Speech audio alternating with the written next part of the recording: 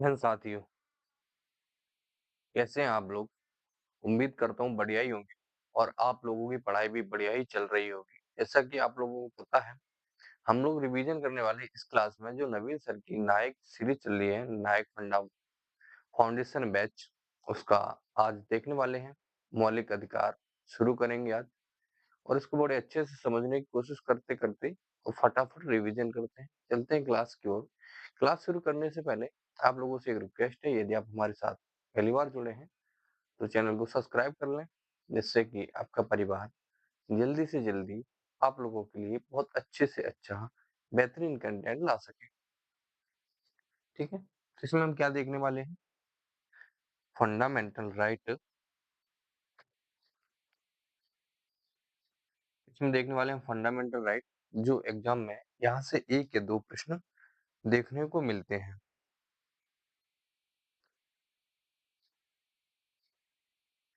अगर हम बात करें फंडामेंटल राइट की, यानी कि मौलिक अधिकार की, तो मौलिक अधिकार क्या है?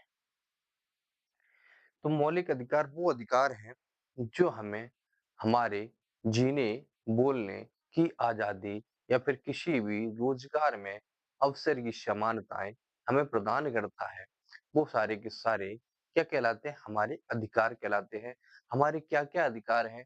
ये सारी चीजें हम धीमे-धीमे समझने का प्रयास करेंगे और हम उस सरकार से या फिर किसी राज्य से अपनी मांगों को किस तरीके से पूरा करवा सकते हैं और यदि हमारे मौलिक अधिकारों यानी कि फंडामेंटल राइट का उल्लंघन किया जाए तो इस केस में हम डायरेक्ट सुप्रीम कोर्ट या फिर हाई कोर्ट भी जा सकते हैं।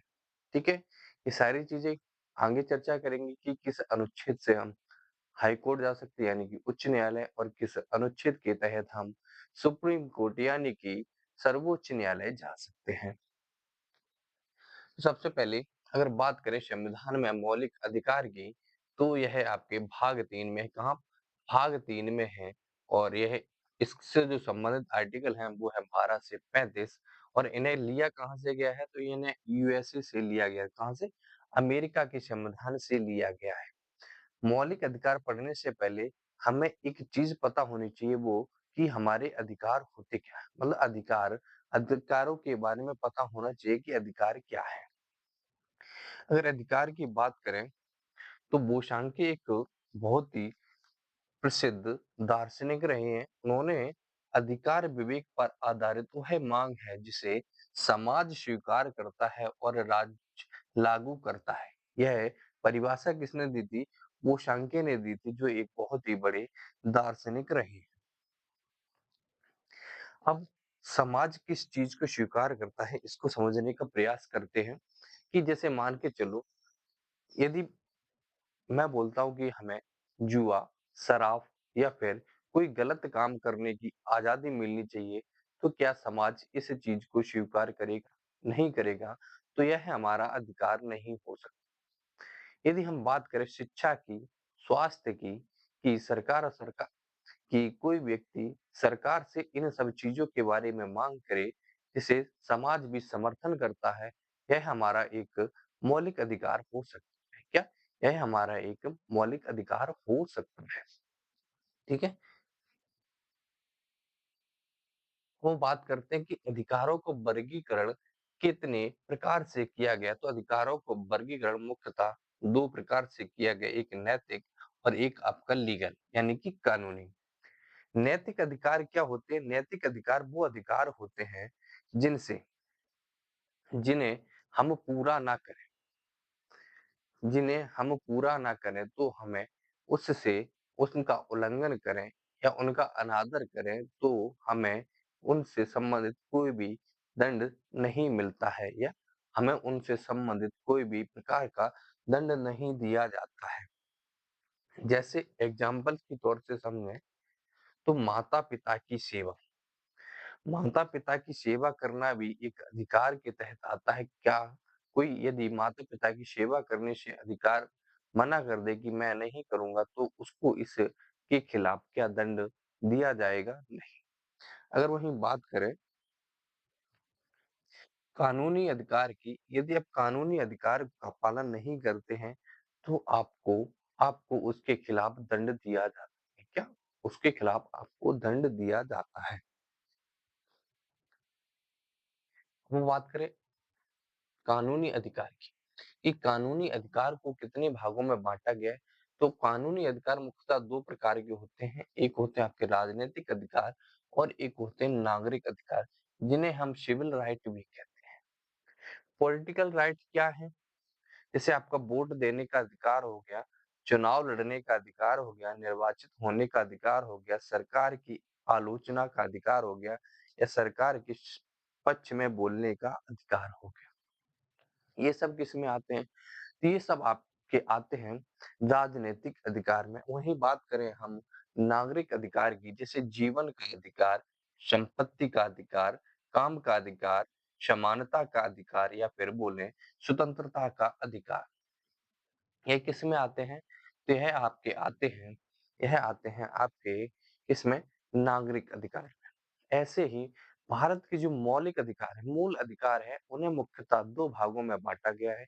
जैसे एक हो गई नागरिक अधिकार और एक हो गए राजनीतिक अधिकार प्लस नागरिक अधिकार।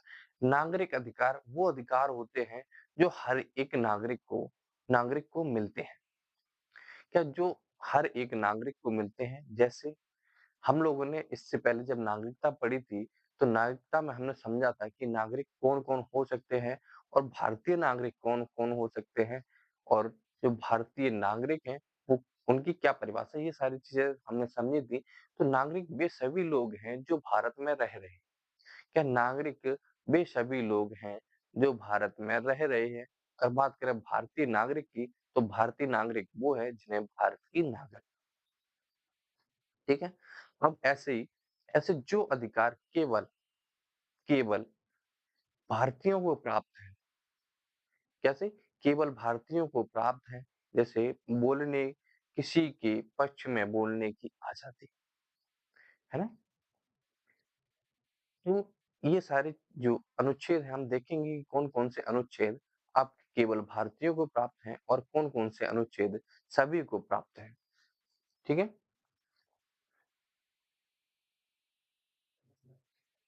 अब बात करते हैं संवैधानिक रूप से अधिकारों का वर्गीकरण। कितने प्रकार से किया गया है?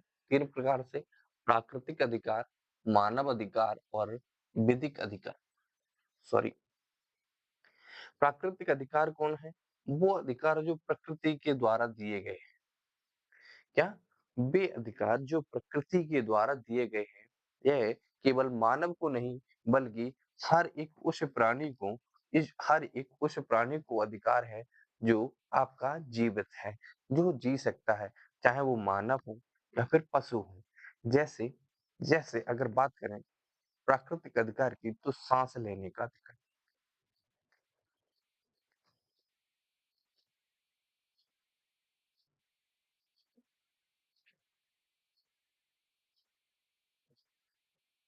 खाना खाने का अधिकार।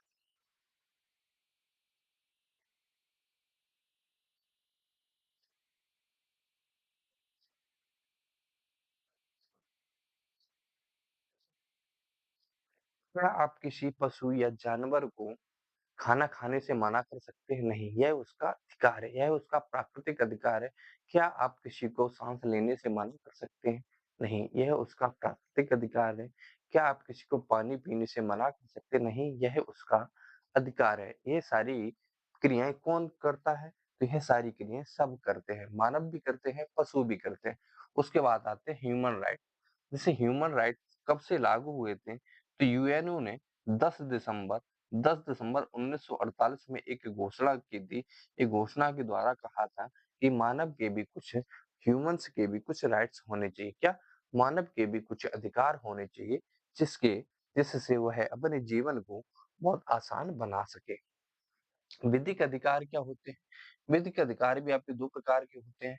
एक होते हैं संवैधानिक और एक होते हैं सांविधिक। सांविधिक अधिकार वे होते हैं जो कानूनी कानूनी अधिकार के तहत आते हैं, जैसे सूचना का अधिकार, इंफॉर्मेशन राइट्स किसमें है? वो आपका एक सामुदायिक अधिकार है। अगर उन्हें पूछा जाए मौलिक अधिकार कहाँ पर हैं? तो मौलिक अधिकार आपके संवैधानिक अधिकार हैं, क्योंकि इनको संविधान में लिखा गया है, लेकिन जो आपके सांविधिक अधिकार हैं, इनको संविधान में नहीं लिखा गया है। इनके यदि इनका आप कोई विरोध करता है तो उसके खिलाफ आप सुप्रीम कोर्ट या हाई कोर्ट नहीं जा सकते, लेकिन यदि इनका कोई उल्लंघन करता है तब सीधा सुप्रीम कोर्ट जा सकते हैं। ठीक है, ये चीज क्लियर हुई। फिर अब बढ़ते हैं आगे। हम कहाँ पर पहुंच गए? मौलिक अधिकार। अब हमें समझ में आ गया होगा यहाँ तक। जब तक हम अधिकार से लेकर मौलिक अधिकार तक पहुंचे तो मौलिक अधिकार क्या होते हैं और आपका अधिकार क्या होते हैं, ये सारी चीजें आप समझ चुके होंगे। अब वो बढ़ते हैं आगे कि पहली बार मौलिक अधिकार कब लागू हुए थे? तो 15 जून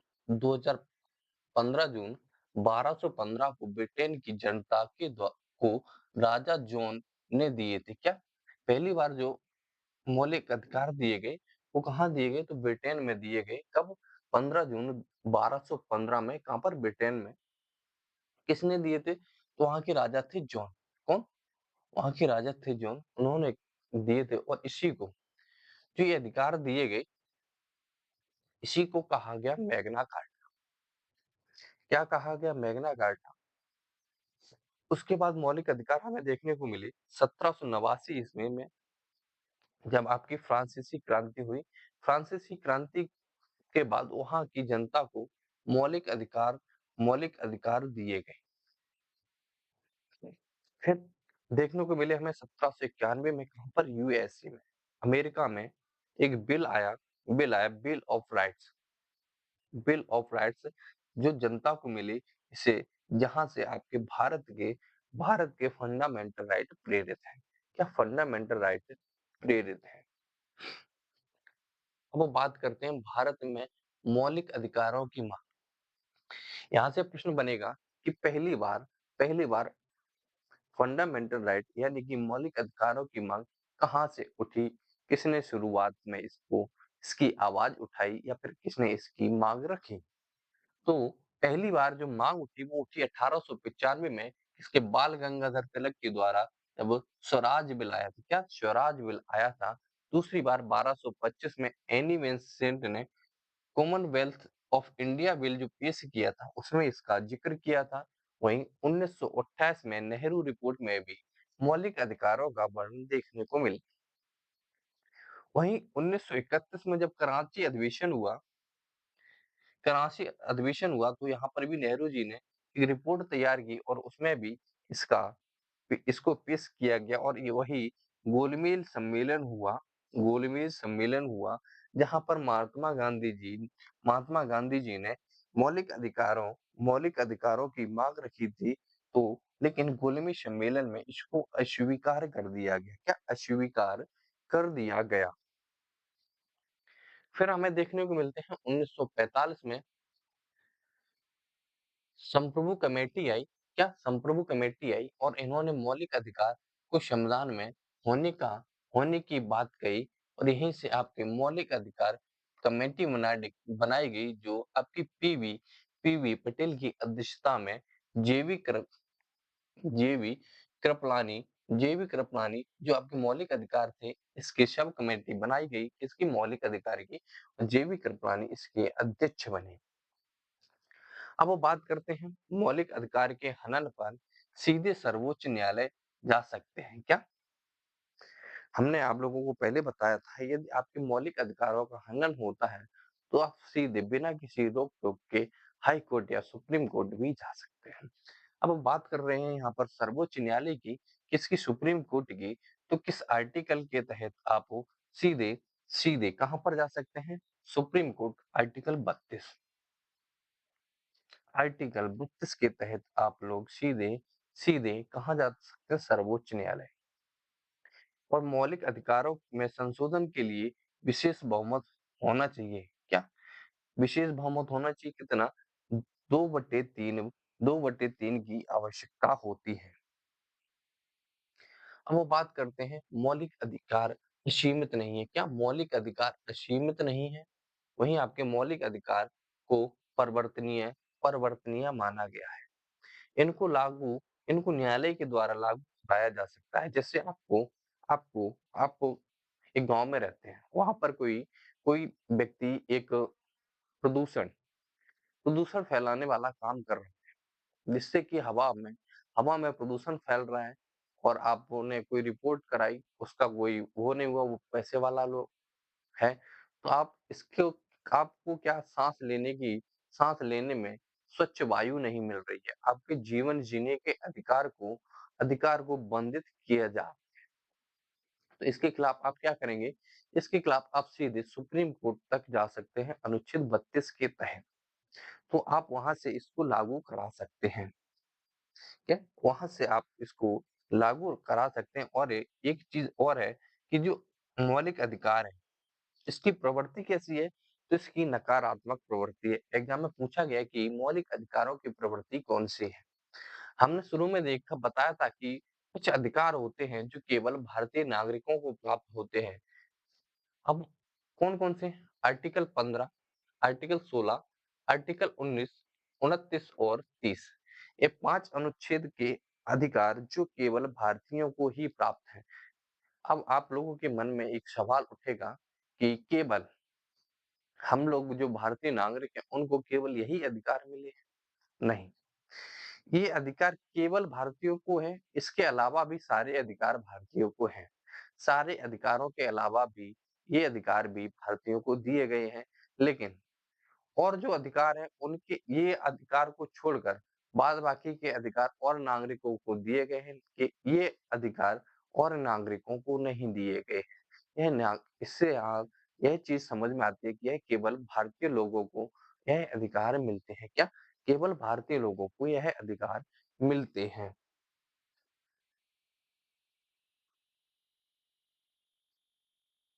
अधित्याग का सिद्ध अधित्याग का सिद्धांत क्या है? कि आप अपने फंडामेंटल राइट्स को यानी कि मौलिक अधिकार त्याग नहीं सकते हैं। आप जैसे जीवन जीने का अधिकार एक फंडामेंटल राइट है। तो आप कहें नहीं अब हमको जीना नहीं है, हम मरना चाहते हैं, तो इस यहाँ से आप मर नहीं सकते या आप सुसाइड करते हैं, और आप बच जाते तो आप पर केस लग जाएगा। आपको आपको बंदी बना लिया जाएगा क्योंकि आपने मौलिक अधिकार का उल्लंघन किया है। लेकिन इस स्थिति में एक आपवादिक प्रक्रिया भी है। यदि आप यदि आप किसी किसी विशेष विशेष बीमारी से ग्रस्त हैं, काफ़ी समय से उससे ग्रस्त हैं, आप ठीक नहीं हो रहे हैं, आप बहुत ही पीड़ामय जीवन व्यतीत कर रहे हैं, तो इस स्थिति में आप कोर्ट से परमिशन ले सकते हैं कि आप हमें इस दुःख भरे जीवन से मुक्ति दिलाएँ। क्या? दुःख भरे जीवन से मुक्ति दिलाएँ, तो यह प्रक्रिया आपकी एक अलग विषय पर बनती है। अब बात करते हैं मौलिक अधिकार की। आच्छादन का सिद्धांत क्या है या फिर ग्रहण का सिद्धांत क्या है? लॉ लॉ कौन बनाता है? गवर्नमेंट। गवर्नमेंट के कुछ पार्ट और कुछ पार्ट। अब ये कुछ-कुछ पार्ट क्या है? जैसे कि गवर्नमेंट ने लॉ बनाया कि हर एक व्यक्ति को जॉब में केवल 5% का ही आरक्षण मिलेगा और बाद बाकी का 95% आरक्षण आपका जनरल कैटेगरी यानी कि सामान्य वर्ग को निर्धारित किया जाता है। अब यहाँ से क्या होगा कि सामान्य वर्ग के पास आरक्षण इतना होगा और 5% में ही बाद बाकी की सारी कैटेगरियों को दिया जाएगा। तो यह क्या है? यह उनके अधिकारों का अधिकारों का हनन करता है।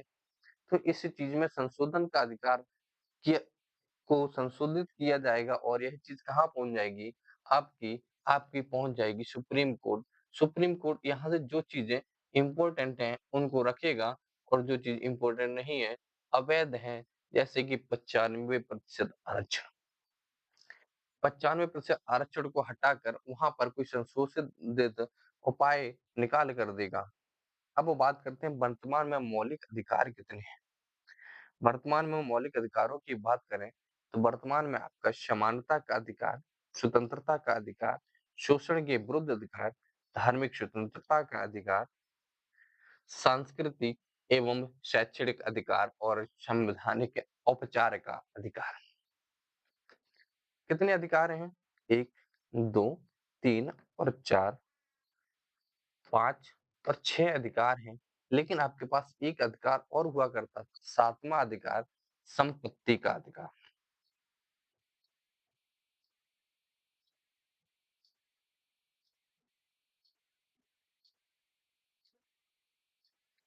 यह अधिकार अभी वर्तमान में आपका मौलिक अधिकार है? नहीं, यह आपका मौलिक अधिकार नहीं है। इसको अब संशोधित कर 300 ए का 300 ए के तहत वो वैधानिक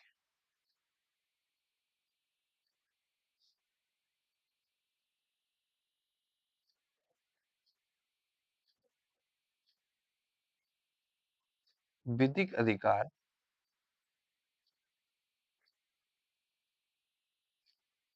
बना दिया गया है। कैसे? विधिक अधिकार बना दिया गया है। ठीक है, तो हमारे पास कितने हैं? केवल 6 अधिकार हैं। हम इनको एक-एक करके समझते हैं।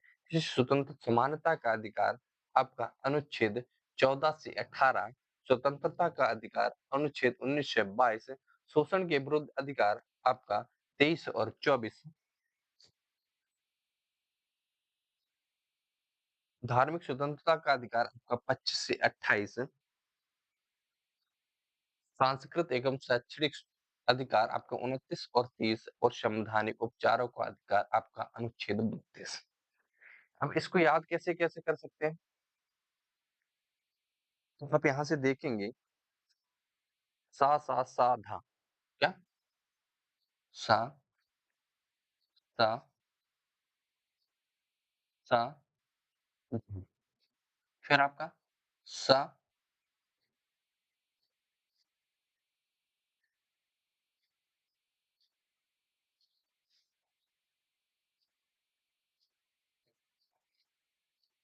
3 सा, धा जोड़ के फिर 2 सा। क्या 3 सा, फिर धा जोड़ के 2 सा। अब याद कैसे करेंगे? सा से हो गया समानता का अधिकार, फिर इससे हो गया स्वतंत्रता का अधिकार, फिर इससे हो गया शोषण के विरुद्ध अधिकार, इससे हो गया धार्मिक अधिकार, इससे हो गया शैक्षणिक संस्थान का अधिकार और इससे संवैधानिक उपचारों का अधिकार। ये चीज क्लियर हुई?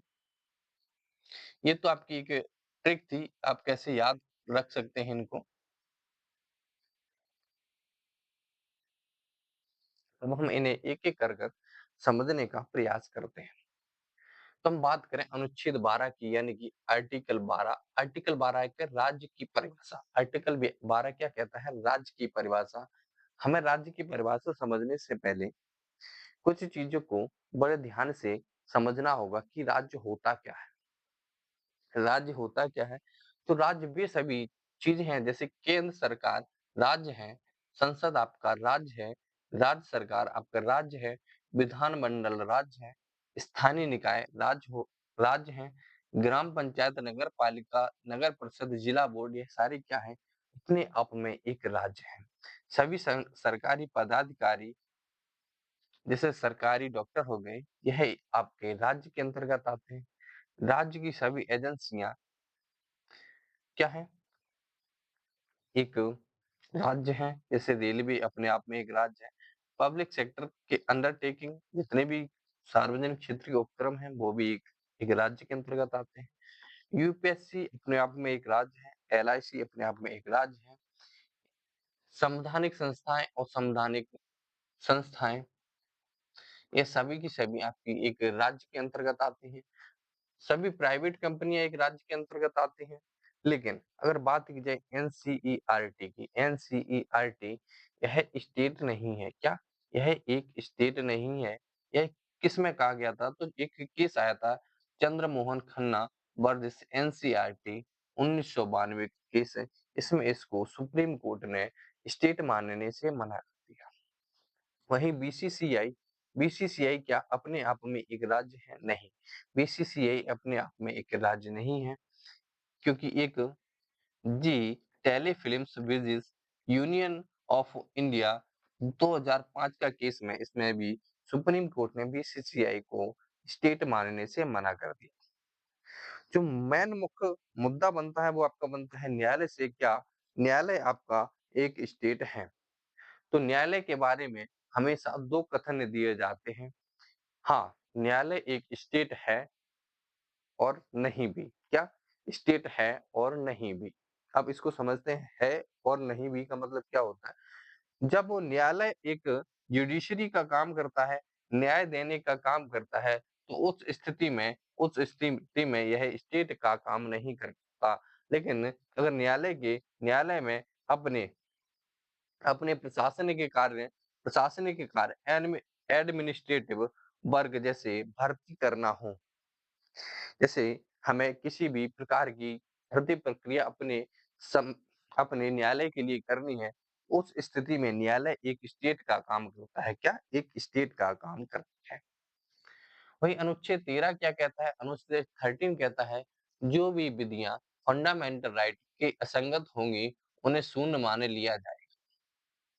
यहाँ से समझने का प्रयास करते हैं कि जैसे जैसे कोई भी विधि बनाई जाती है संसद के द्वारा और यदि वह फंडामेंटल राइट उल्लंघन करता है, तो वह विधि निरस्त कर दी जाएगी, यानी कि वह विधि लागू नहीं हो सकती। उसका महत्व एक जीरो के बराबर होगा। क्या? वह शून्य हो जाएगी। क्या? वह शून्य हो जाएगी। ऐसी कोई विधि बनाई जाती है, उसका कुछ भाग फंडामेंटल राइट यानी कि मौलिक अधिकारों का उल्लंघन करता है, तो वह भाग उस विधि का शून्य कर दिया जाएगा, बाद बाकी की विधि लागू की जाएगी। क्या? बाद बाकी की ही विधि लागू की जाएगी। इसी के 13 आर्टिकल 13 के सब सेक्शन ए में कहा गया है, संविधान बनाने से पहले की विधियां क्या कि असंगत कौन कौन सी विधियां होंगी। तो इसमें संविधान जब संविधान बना, उससे पहले जो विधियां थी, यदि वो फंडामेंटल राइट यानी कि मौलिक अधिकारों का उल्लंघन करती हैं, तो वो विधियां भी शून्य होंगी, यानी कि निरस्त मानी जाएंगी। दूसरा, संविधान लागू होने के बाद भी जो विधियां बनाई जाएंगी, वो भी आपकी संविधान का उल्लंघन करेंगी, वो आर्टिकल 2 के तहत शून्य कर दी जाएंगी। आर्टिकल 3 क्या कहता है? विधि की व्याख्या को अधिनियम, अध्यादेश, आदेश और नियम के तहत ही अच्छे से एक्सप्लेन किया जाएगा। उसके बाद अनुच्छेद 13 4 यानी कि संविधान संशोधन आर्टिकल 368 को भाग 3 के संदर्भ में विधि नहीं माना जाएगा। क्या? विधि नहीं माना जाएगा। यह किसमें कहा गया? तो यह कहा गया था केशवानंद भारतीयवाद 1973 के तहत। तो ये थी आपकी अनुच्छेद मौलिक अधिकारों की मौलिक अधिकारों की शुरुआत। अब हम कल से मौलिक अधिकारों से संबंधित अनुच्छेद 14 से लेकर के 32 तक धीमे-धीमे अच्छे से कवर करते हुए चलेंगे। ठीक है, अब हम देख लेते हैं यहाँ तक बनने वाले महत्वपूर्ण प्रश्न। क्या? निम्नलिखित में से कौन एक राजनीतिक अधिकार नहीं है? मतदान का अधिकार है। चुनाव लड़ने का अधिकार एक राजनीतिक अधिकार है। किसी धर्म को स्वीकार करने का अधिकार, यह आपका राजनीतिक अधिकार नहीं है। यह आपका धार्मिक अधिकार है। क्या? धार्मिक अधिकार है। सरकार की आलोचना करने का अधिकार, यह भी आपका एक राजनीतिक अधिकार है। तो क्या नहीं पूछा गया? तो यही आपका सही जवाब होगा। यही आपका एक धार्मिक अधिकार है। पहला प्रश्न, निम्नलिखित में से कौन से मौलिक अधिकार केवल भारतीय नागरिकों के लिए उपलब्ध है? तो हमने देखा था आर्टिकल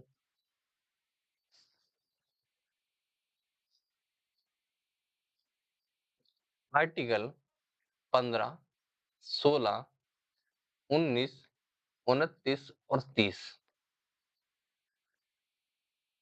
यह केवल किसको दिए गए हैं? तो यह केवल दिए गए हैं आपके भारतीय नागरिकों। तो 16 क्या दिया गया है? नहीं दिया गया है। 15 दिया गया है? बिल्कुल दिया गया है। 16 दिया गया है? बिल्कुल दिया गया है। 17 दिया गया? नहीं दिया गया। अर्थात आपका सही जवाब होगा ऑप्शन नंबर बी, 15 और 16। भारत के संविधान के अनुसार अनुच्छेद 12 में परिभाषित राज्य शब्द का सही अर्थ निम्नलिखित में से क्या हो सकता है? यह केवल भारत सरकार को संदर्भित करता है? नहीं। यह केवल भारत सरकार और भारत की संसद को संदर्भित करता है? बिल्कुल नहीं। यह केवल भारत सरकार, भारत की संसद, प्रत्येक राज्य की सरकारों की विधानमंडलों को संदर्भित करता नहीं। यह भारत की संसद, सरकारों और भारत के क्षेत्र के भीतर अन्य प्राधिकरणों को भी संदर्भित करता है। बिल्कुल। पूछा गया प्रश्न है सीडीएस में 2021 में। भारत के संविधान का कौन सा अनुच्छेद न्यायिक समीक्षा की शक्ति देता है? अनुच्छेद 13। क्या? अनुच्छेद 13। भारत में न्यायिक प्रणाली काफी हद तक स्वायत्त है। न्यायपालिका को भारत के संविधान में दिए गए मौलिक अधिकारों की रक्षा के लिए अनुच्छेद 32 और अनुच्छेद के तहत अपनी शक्तियों का उपयोग करना चाहिए। तो अनुच्छेद 13 के तहत। भारत के संविधान में कौन सा अनुच्छेद घोषित करता है कि भारत के संविधान 1950 के प्रारंभ से पहले भाग 3 के साथ असंगत कानून शून्य है? तो किसके? अनुच्छेद 13 के तहत। क्या? 1950 से पहले मतलब संविधान लागू होने से पहले, तो इसका कौन सा सब सेक्शन आएगा? तो आपको पता है सब सेक्शन आएगा 13 का ए। निम्नलिखित में से किस अनुच्छेद में मौलिक अधिकारों से असंगत या उनका अनादर करने वाले कानून का उल्लेख किया गया है? कहां पर किया गया है? इसका जवाब आपको कमेंट बॉक्स में देना है। ये आपके लिए होमवर्क है। ठीक है। यदि आप लोगों को किसी भी क्लास की पीडीएफ चाहिए तो आप इस टेलीग्राम चैनल पर जुड़ सकते हैं। यदि आप हमारे साथ पर्सनली जुड़ना चाहते हैं तो ये दोनों को इंस्टाग्राम हैंडल है, आप यहाँ पर भी हमारे साथ जुड़ सकते हैं और अपनी क्वेरीज को यहाँ पर कमेंट कर सकते हैं। ठीक है। क्लास कैसी लगी आप लोगों को कमेंट कर जरूर बताइएगा। मिलते हैं आपको अगली क्लास में। तक के लिए जय हिंद।